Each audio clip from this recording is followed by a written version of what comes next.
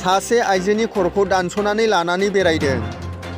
उदालगुरि जिल्लानि उदालगुरि थानानि बेंखनाव थानाय 3 नं जंगलबरिगाव गामिनि थागिबि मुस्रिमा सुनमुनि मुर्मु 52 बोसोर बैसोनि खर'खौ दानस'नानै आखायाव नायथावै रोखोमै लानानै लामा लामा बेरायदों सासे गामिनिनो बुद्धिराम मार्डि मुंनि दानथारुआ। गामिनि मानसिफोरा थानायाव पुलिसनो खौरां हरनानै लोगो लोगो पुलिसा फैनानै खायो आरो जेलाव दैथायहरो। उदालगुरि जिल्ला सान्थालि फरायसा आफादनि आफादगिरिया दानथारुखौ गोब्राब साजा होनो थाखाय खौरांनि गेजेरजों पुलिस बिफाननिसिम खावलायहरदों। मिथिनो मोननाय बायदिब्ला बेलासिनि 4 बाजियाव आइजोआ गावनि न'आवनो बारान्दायाव जिरायनानै माइरं बासिबाय थादोंमोन होननानै मिथिनो मोननाय जादों। उदालगुरि जिल्ला समिति আৰু আজি ইয়াত উপস্থিত হোৱাৰ লগে লগে আমি পৰিৱেশখন চাইছোঁ যে ইয়াত অতিকে দুৰ্ভাগ্যজনক আৰু মৰ্মান্ত ঘটনা ঘটিছে। গতিকে আমি হুদু চাওতাল ছাত্ৰ সন্থা এইটোকে ক'ব বিচাৰিছোঁ, যিজন ভিক্টিম বা যিজন কালপ্ৰিট, এই কালপ্ৰিটজনৰ যাতে উচিত শাস্তি পাব লাগিব। যেহেতু ইয়াত এটা ঘটনা ঘটি গ'ল আৰু এইটো ঘটনাৰ যিটো ঘটনা আমি ভাষাৰে বুজাব নোৱাৰোঁ, সেই ঘটনা ঘটিছে। গতিকে আমি ভাবোঁ যে যিজন কালপ্ৰিটে উচিত শাস্তি পাব লাগিব। আৰু ঘৰখনত যি আজি আপোনালোকে চাইছে যে এই ঘৰখনত না ভালকৈ থকা এটা ব্যৱস্থা আছে, না খোৱা পানীৰ ব্যৱস্থা আছে।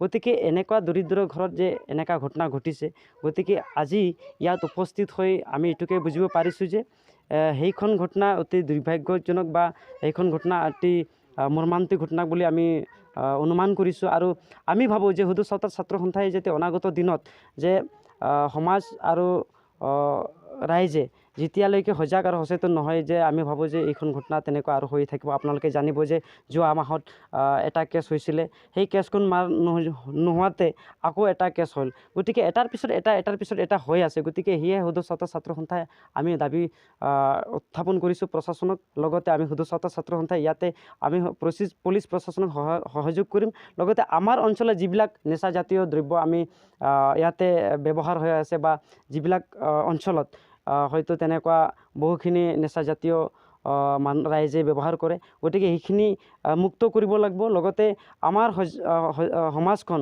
আমি যদি সঁচাকৈ এটা সুন্দৰ সমাজ গঢ়িব বিচাৰোঁ, তেনেহ'লে আমি নিজকে সচেতন হ'ব লাগিব, নিজকে সুন্দৰ হ'ব লাগিব। গতিকে আমি যেতিয়ালৈকে সজাগ সচেতন নহওঁ, যেতিয়ালৈকে এই ঘটনাবোৰ ঘটি থাকিব। আমি ৰাইজক এইটোকে মেছেজ দিব বিচাৰিছোঁ যাতে অনাগত দিনত তেনেকুৱা ঘটনা পুনৰ নহয়।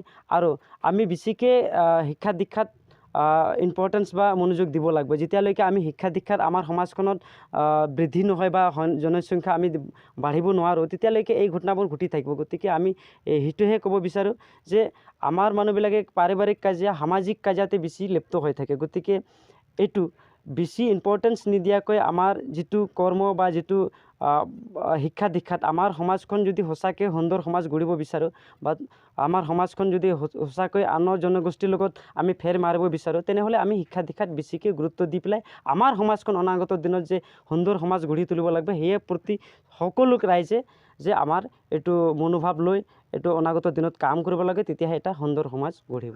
হয়, মই ভাবোঁ যে এইটো নিশ্চয়কৈ এইটো নিচা জাতীয় দ্ৰব্য কৰাৰ পিছত এইটো ঘটনা ঘটিছে। যিজন মানুহ ইয়াত সংগঠিত কৰিলে, সেইজন মানুহৰ নামটো ইতিমধ্যে আমি গম পাইছোঁ যে বুদ্ধিনাথ মাৰ্ডি। সেই বুদ্ধিনাথ মাৰ্ডিয়ে এনে মানুহটো আগে পিছে ঠিকেই আছিলে, কিন্তু যোনদিনা ঘটনা ঘটি গৈছে, অৰ্থাৎ যোৱাকালিৰ ঘটনা ঘটাৰ আগতে সেই মানুহজনে নিচাজাতীয় দ্ৰব্য খাইছিলে আৰু তাৰ কাৰণত আজি সেই সংগঠিত হৈছে ঘটনা।